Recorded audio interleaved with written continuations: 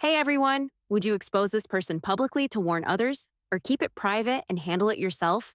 Comment expose or private and explain. Now let's dive into the story. The second I stepped out of the truck, I could hear glass shatter inside the house. My boots hit the gravel like I was still on the fire line, but this time I wasn't walking into smoke. I was walking into something worse. Family. My name's Deborah Langley. I'm 42 years old. I just left behind 17 seasons as a wildfire logistics supervisor in Colorado to come back to Oklahoma, to a brother who barely talks to me and a sister-in-law who's never liked me. The minute I pulled into their cracked driveway, I knew this wasn't going to be a reunion. It was a rescue operation. Marcy opened the door with one hand on her hip and the other gripping a half-empty mug. Her hair was a mess, eyes puffy like she hadn't slept in days. Behind her, I caught a blur of motion. Two 6-year-old boys tearing across the living room like wild animals. One was slapping a throw pillow against the TV. The other had a handful of crackers and a permanent marker. Marcy didn't even say hello, just stood there and looked me up and down. "You're not going to control this mess with a clipboard, Deb." Quick note, before we start, how's your day going and where are you joining from? I didn't rise to it. I stepped inside, nodding at Greg, who looked like a shell of himself, pale, beard scruffy, hands in his hoodie pockets like he was trying to disappear. Then another crash. One of the boys had knocked over a lamp and was now chasing the dog with a toilet brush. Without raising my voice, I said, "Ethan, Eli, freeze." I don't know what it was. Maybe my tone, maybe just someone new in the room who wasn't losing it. But they stopped. Just stopped. One dropped the brush. The other stood like he'd just realized he had hands. "Pick up the lamp. Put the dog down. Trash goes in the bin. Let's move." They blinked at me, then, without a word, started doing exactly that. Greg's jaw fell open. Marcy gawked like I'd performed some kind of black magic. "Jesus," she muttered. "Are you serious? You treating them like troops now?" I didn't look at her. I kept my eyes on the boys. "Thank you," I said to them. "Now let's clean the rest." "I'll help." Marcy crossed her arms and leaned against the wall, scoffing. Unbelievable. I didn't care. The dog was safe, the crackers were off the floor, and for the first time in what looked like weeks, someone was actually in charge. The boys were wiping cracker crumbs off the couch like it was a game, and Marcy had disappeared into the kitchen, muttering about needing Advil. I stood there, watching these two little wrecking balls actually listen for once, and I couldn't stop thinking about that damn email. It had come in 5 days earlier. No greeting, no signature, just one line. "Can you watch the boys?" "We're out of options, that was it." "No, please." "No, how are you?" "Just Greg." "Same as always." Cold, short, and only reaching out when he's cornered. I sat in my cabin reading it on my laptop, jaw clenched, just staring. My first instinct? Delete it. Pretend I didn't see it. Let them figure it out like they always told me to. But something stopped me. I remembered the last time I saw Greg, maybe 4 years ago, sitting on my porch, beer in hand, telling me I'd never understand family because I chose the job over settling down. "You're too militant, Deb," he said. "You run everything like a war zone." I laughed back then. I don't think I really heard him. But that line stuck like a splinter. I didn't write back right away. I closed the laptop, walked outside, and stood in the yard for a long time with the wind whipping my hair. I'd only met the boys once, at some rushed Christmas lunch. They were barely talking yet, just wide-eyed and sticky with jam. I remembered thinking they were loud but sweet, and now Greg was saying they were out of options, not for Greg, not for Marcy, but for them. I packed a bag. I didn't bring jeans or sneakers. I packed my field uniform, khaki pants, boots, a name patch. I wasn't showing up as Aunt Debbie. I was coming in as the only version of me that could handle a wildfire in human form. That drive from Colorado to Oklahoma was long and dead quiet, just the hum of the road and my thoughts circling like buzzards. I rehearsed a million things I'd say to Greg. None of them mattered when I pulled into that driveway and saw the yard overgrown and a broken bike half buried in the weeds. The moment I walked into that house, it was like stepping into a live wire. Screens blaring from 3 rooms, food mashed into the carpet, a giant jelly stain crusted onto the couch. And the twins, Ethan and Eli, had duct taped a sock to the dog's back like some kind of flag. The poor mutt looked like it had given up on life. I raised my voice just enough to cut through the noise. "Hey, I'm Supervisor Deb." They both looked up, startled. One of them, I still couldn't tell them apart yet, tilted his head and grinned. "You're the forest fire aunt?" I nodded. "Something like that." They looked at each other like I'd just walked in with a flamethrower. "Do you fight bears too?" the other one asked. "Sometimes. But mostly I move crews and keep people from dying." Their eyes got huge. I didn't smile. I didn't crouch or baby talk. I just pointed at the sock on the dog and said, "That doesn't belong there. Start with that." And they did, like it was normal. That night, after Marcy locked herself in her room and Greg claimed he was working late, I made the boys mac and cheese and sat them down on the living room floor. No TV, no tablets. Just me, 2 paper bowls, and a flashlight. I told them a story about a bear we once airlifted out of a canyon fire. Big guy, singed fur, terrified but alive. I made the story simple, easy for 6-year-old ears, and ended it with, "We called him Captain Grizz." He made it out because the crew stuck to the plan. They stared at me like I was a walking comic book. One of them, mouthful of noodles, said, "You got a plan for us?" "Sure do," I said. "And it starts with bedtime before the moon hits that window." They looked. The moon was creeping across the floor like a slow timer. "You mean now?" "Yep. Operation Pajamas. Let's move." They laughed but got up. No whining. No running. I followed them down the hall and gave them 5 minutes to brush their teeth while I laid out 2 folded blankets on the floor of their room. I didn't tuck them in. I didn't hug them. I sat on the floor between their beds, flashlight in hand, and waited until their breathing slowed and their questions faded. "Supervisor Deb," one of them whispered, eyes half shut. "Yeah? Thanks for the plan." I didn't say anything. I just stayed there until they were both out. And right then, I knew. I wasn't just passing through. The next morning started with cereal and a checklist. Ethan poured the milk. Eli set the spoons. I handed out small folded cards that said, "Mission 1, dishes." They giggled, knocked fists together, and got to work. I didn't have to raise my voice once. No yelling, no threats, just a system. Marcy came in halfway through breakfast, dragging herself to the fridge in a baggy sweatshirt and no bra. She popped the door open, stared inside like something new might appear, then shut it and turned to me. "Wow," she said, voice thick with sarcasm. "Breakfast boot camp." How charming. I kept my eyes on the boys. "Mission 2's sweeping under the table." 10-minute window. Eli gasped like it was a race. Ethan grabbed the broom. Marcy rolled her eyes so hard I thought they might fall out. "You know this isn't a ranger station, right? They're not interns. They're 6. They're capable." "That's not the same as being ready, Deb."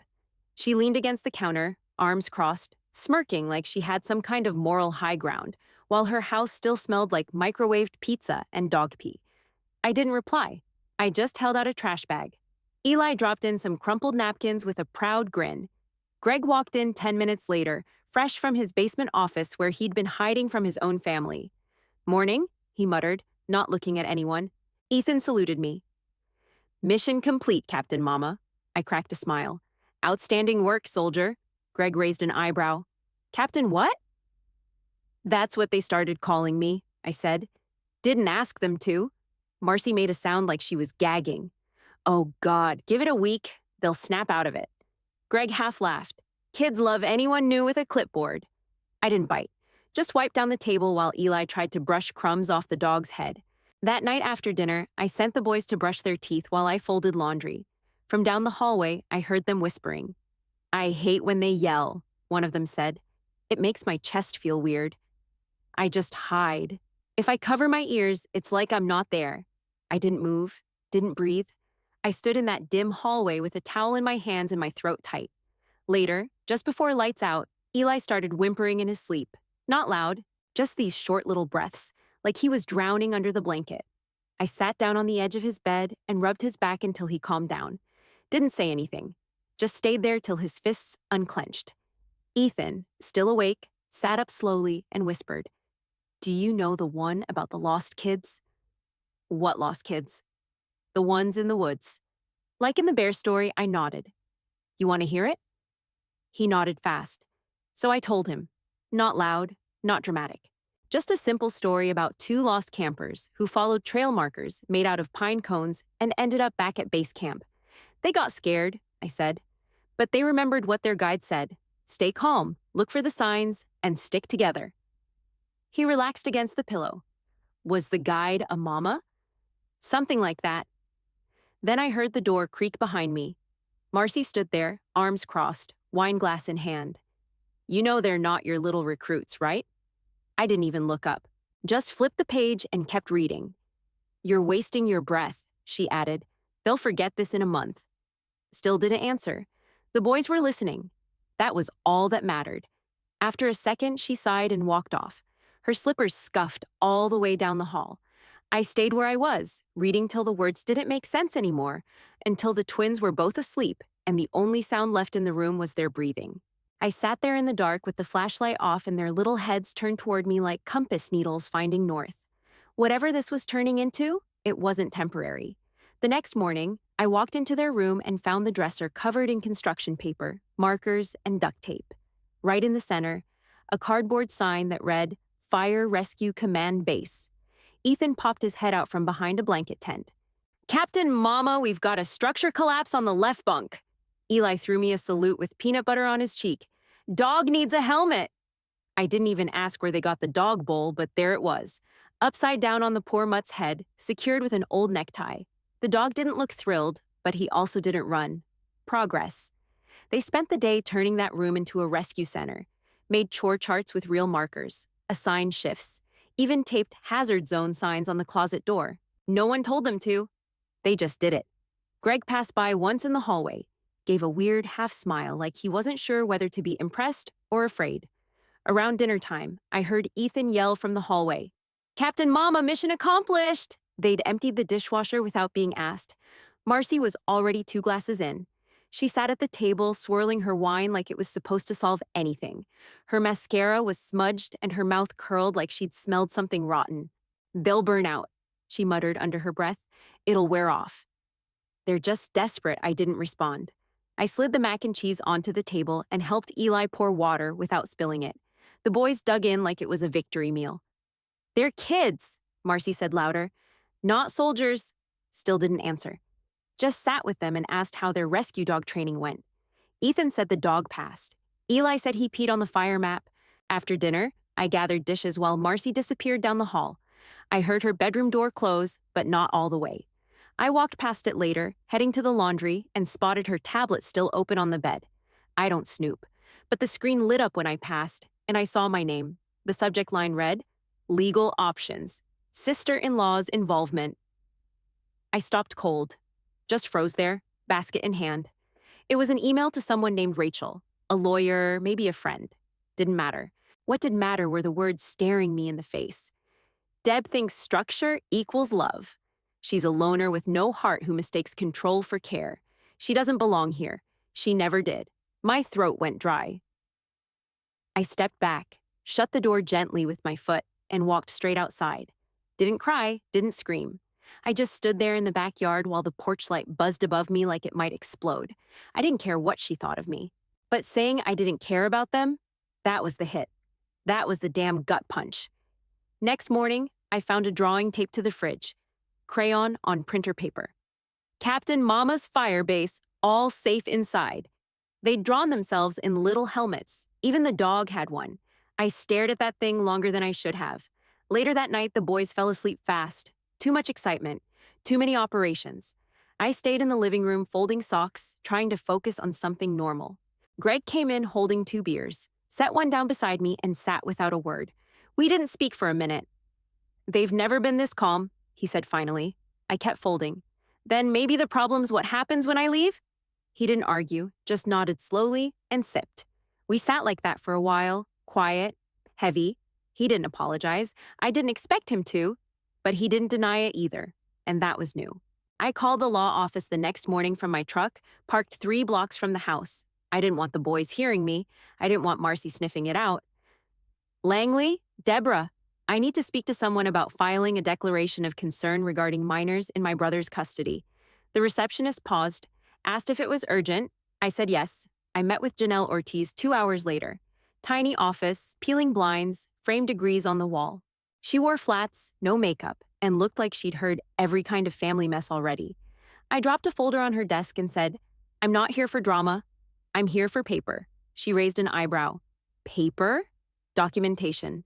I'm not asking for custody. Just want a record on file. She opened the folder. Inside were written notes I'd made about the house, what I'd seen, what I'd heard, what the boys had said when no one was listening. I included dates, times, screenshots, even a list of what the boys ate each day. Some days, it was nothing but cereal and crackers. After 5 minutes of flipping through it, she leaned back in her chair and folded her arms. "They're going to paint you as the overreaching sister with a clipboard," she said. "No kids of your own. High control background, long absence. It won't look neutral." "I'm not neutral," I said. "I'm worried." She tilted her head. "You sure you're not just trying to prove you were right?" I stared at her a second too long. "I'm trying to keep these boys from slipping through the cracks, while everyone's busy trying to look normal." That landed. She nodded and started typing. "You're requesting what? Supervised custody?" "No, limited visitation rights. Weekends. I just want a legal trail that says I saw what I saw and did something about it." She stopped typing. "You understand this opens the door to court." "I do." "They'll say you're trying to take their kids." "I'm trying to stop them from losing them." She didn't smile, just kept typing. I handed over a USB stick with video clips from my phone. Eli flinching at a slammed door. Ethan saying he hides under the bed when they argue. Nothing dramatic, just raw. Real. I also gave her the boys' first drawing. Crayons on notebook paper with crooked stick figures and a fire truck that said, "Fire Chief Mama keeps us safe." She placed it at the top of the file. "This'll go in with the motion. I'll draft it by the end of the week. I want to sign it today." That's fast. They don't have time for slow. She slid the papers toward me. I signed every page without blinking. My hands didn't shake. I'd handled Thousand Acre Blazes with half the prep. She walked me out and said, "Be ready." "They're going to push back hard." I looked her in the eye. "Let 'em." I walked into the courthouse wearing the same uniform I'd worn on the line 100 times. Khaki shirt, boots, hair tied back, no makeup. Not to make a point, just to remind myself who I was. Greg and Marcy sat 2 rows ahead, side by side but stiff. Their lawyer stood like he was prepping for war. Young guy. Clean suit, expensive tie, no warmth. He started in right away. Called me a non-parent observer, with no history of long-term care or legal involvement. Said I had a pattern of hyper-control and a career that thrived on order and chain of command. Then he looked straight at the judge. "Your Honor, we're talking about someone who refers to herself as Captain Mama. This is not maternal instinct. It's a playbook." I didn't blink. I waited until it was my turn, then stood straight and answered without fluff. "I don't pretend to be their mom. I just gave them what they didn't have. Structure, safety, and consistent adult presence. That's not control. That's care." He cut in again. "And yet you have no children of your own?" "No. But I've been responsible for teams of 20 men under fire with 0 injuries. I know what it means to protect people." The judge leaned forward. "How did the boys respond under your care?" "Better sleep. No tantrums. They stopped hiding under furniture during arguments, started making eye contact again. One of them told me, 'It's quiet here.' My stomach doesn't hurt anymore." That silenced the room for a second. Then the school counselor took the stand. Middle-aged woman, firm voice, glasses halfway down her nose. "I've worked with Ethan and Eli since kindergarten," she said. "Both boys show signs of chronic anxiety, hypervigilance, dissociation, and emotional numbing during high-stress classroom moments, particularly when there's yelling or loud noises." "Have they discussed their home life?" the judge asked. "Yes, they say they don't feel heard, that they're too much."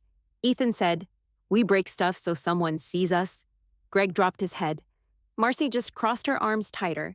Then the judge looked down at the file. "Do the boys want to speak today?" Greg's lawyer objected. The judge waved it off. "Let's hear from them." The bailiff called Ethan first. He walked up slow, hands in his pockets, but his chin didn't drop. He stood on the little footstool and looked right at the judge. "She makes me feel safe," he said. "Like there's a plan and nobody's mad at me all the time." "Who is she?" "Aunt Deb, Captain Mama." The courtroom murmured. The judge nodded and thanked him. Then Eli. He climbed the stool slower, looked at the floor, voice barely above a whisper. She makes me feel like I'm not a mistake." Greg broke. Shoulders started shaking. He reached for his face like he could stop it, but it was too late. The courtroom went quiet again. Marcy didn't move, just stared straight ahead like none of it counted. The judge looked down at her notes, then back at me. Miss Langley, until a full evaluation is done, I'm granting temporary visitation. 3 times a week, supervised exchange. No overnight restrictions unless further concerns are raised. I nodded once. Understood. Greg didn't look at me as we left. Not right away. But as I stepped into the hallway, he caught up, stopped me near the water fountain. His voice cracked. Did you ever think I was good enough? I didn't say anything, just looked at him. He didn't wait for an answer, just walked away with his hands in his pockets. Later that night, I sent a message. I see you now. He read it 5 minutes later, never replied. The boys came home with me that evening. No celebration, no parade. Just 2 backpacks, a dog that finally wagged its tail, and 3 sets of eyes dead tired from too many court hours. I laid down the rules before we even got out of the truck. No shouting, no hitting, no ignoring Ethan raised a hand. What happens if we mess up? You try again. We don't yell, we fix it. They nodded. Simple, clear, my way. By the end of the first week, the cabin felt different, calmer, not quieter. They were still 6, but the kind of noise that didn't make my skin crawl. Laughter, not panic. They drew again. Piles of it. Crayon helicopters, stick figure rescues, made-up maps of fires we were fighting in the backyard. One morning, I found a note left on the table next to a plastic fire hat. Safe here. Can sleep? That one landed deep. The dog stopped hiding under the couch every time someone opened a door. Eli didn't flinch when I dropped a spoon. Ethan stopped looking over his shoulder whenever I stood up too fast. They called me Captain Mama now like it was my first name. Greg didn't call. Marcy checked herself into outpatient treatment the following week. I heard it from the attorney. Didn't ask for updates, didn't send congratulations. That was her work to do, not mine. What I did do was submit a request to the court, addition of family therapy. Not for Greg or Marcy to change, not to fix what they wrecked. I wanted the boys to see healing with their own eyes, not as a rumor or a maybe, as something real. We made it part of the routine. Thursdays, 1 hour, sit, talk, play. Between those sessions, we built a world that made sense to them. Firefighter drills in the backyard with hoses hooked to lawn chairs, rope tying under the oak tree, trust games with blindfolds and simple rules like hold the line and you won't get lost. At night, we'd do fear check-ins. One thing you felt today. One thing you wish tomorrow. Eli whispered once, I'm scared if I do good, they'll want us back. I told him, you don't owe your peace to their chaos. He didn't fully get it, but he stopped chewing his sleeve. Last Tuesday, Ethan left his journal open on the couch. I don't snoop, but the page was right there. Nobody yells here. Nobody leaves, I didn't touch it. Just read it once, close the cover, and put it back where he left it. That line stayed in my head the rest of the night. The courthouse smelled like floor wax and nerves. Same judge, same courtroom, new air. Greg sat alone at the table to my left. No Marcy this time, just an empty chair and a silent clock ticking above the bench. His suit was wrinkled, eyes bloodshot, hands clasped like he was bracing for impact. I didn't sit. I stood by my attorney and waited. The school counselor took the stand again, calmer this time, spoke with certainty. Attendance is perfect. They come in on time, clean, fed. They participate more. Emotional regulation has improved. No episodes since the transition. Both boys have stable routines and visible joy. The judge flipped through the paperwork, page after page of charts, notes, counselor logs, family therapy summaries. Then she looked at me. Miss Langley, do you still wish to proceed with guardianship? I do, Your Honor. You understand the permanence of this order? Yes, ma'am. Greg didn't speak, just looked down at his knees like the truth had weight. The judge nodded once, firm. Permanent guardianship is granted to Deborah Langley, effective immediately. All further visitation requests must go through the court. The gavel hit. Just like that, it was done. I didn't look at Greg until we stood in the hallway. The place had mostly emptied out, just the sound of voices bouncing off the tile. He stepped forward, hands still in his pockets. Thanks, he said, for not leaving me. Or them, his voice cracked on the last part. I didn't gloat. I didn't say I told you so. I just met his eyes and said, thanks for seeing them. That was all. He gave a slow nod and turned away. I walked outside into the afternoon heat. Oklahoma's sun beating down hard on the sidewalk. Ethan and Eli were crouched by the curb with a box of chalk, drawing flames around a stick figure with a helmet. When they saw me, they jumped up. "You're back," Ethan shouted. Eli looked up at me, squinting in the sun. "Are you really our fire mom now?" I knelt down. "Yeah, I am." They grinned and saluted. I returned it with a smile.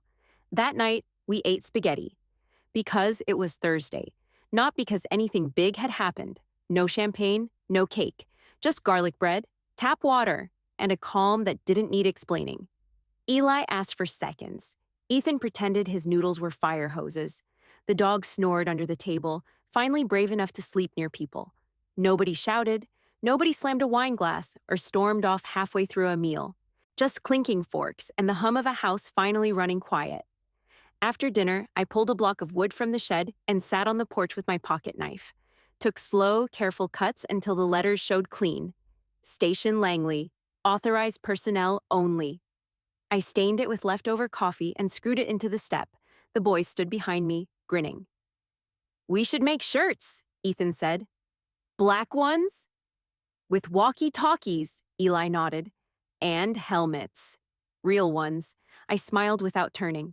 "Start with socks that match, soldier." They ran off laughing. A ping hit my phone.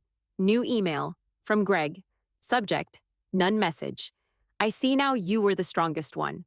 I stared at it for a long minute. Didn't reply. Instead, I stepped out into the yard, felt the grass under my boots, and looked up at the night. No fire, no smoke, just air. The screen door creaked open behind me. "Can we build a fort?" Eli asked. "Yeah," Ethan added, "with flashlights and a lookout post and no bedtime." I turned. "Only if I'm the fire chief." They both saluted at the same time. I didn't cry. I didn't choke up. I just whispered to myself, "Mission accepted." Always.